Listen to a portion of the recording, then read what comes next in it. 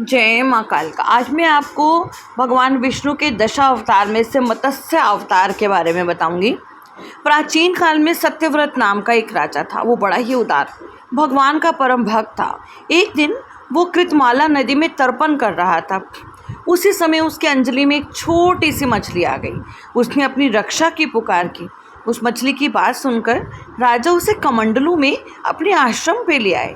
कमंडलू में वो इतनी बड़ी हो गई कि उसे एक बड़े मटके में रखना पड़ा। थोड़ी देर बाद वो उससे भी बड़ी हो गई। मटका छोटा पड़ने लगा। अंत में राजा सत्यव्रत हार मानकर उस मछली को समुद्र में छोड़ने गए। समुद्र में डालते समय मत्स्य ने राजा से कहा, राजन, समुद्र में बड़े बड़े मगर आदि रहते हैं, वो मुझे खा जाएंगे, इसलिए मुझे समुद्र में ना छोड़ो। मछली की ये मधुर वाणी सुनकर राजा मोहित हो गए। उन्हें मत्स्य भगवान की लीला समझते देर न लगी। वे हाथ जोड़ के प्रार्थना करने लगे।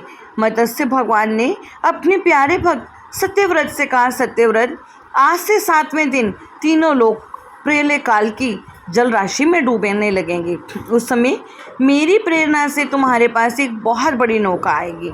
तुम सभी जीवों, पौधों और अन्न आदि के बीजों को लेकर सम ऋषियों के साथ में उस पर बैठकर विचरण करना। जब तेज आंधी चलने के कारण नाव डगमगाने लगेगी, तब मैं इसी रूप में आकर तुम लोगों की रक्षा करूंगा। भगवान राजा से इतना कहकर अंतर्ध्यान हो गए।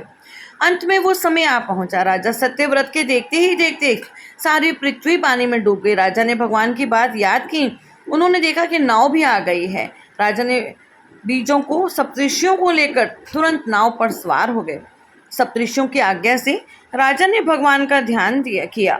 उसी समय उस महान समुद्र में मत्स्य के रूप में भगवान प्रकट हुए।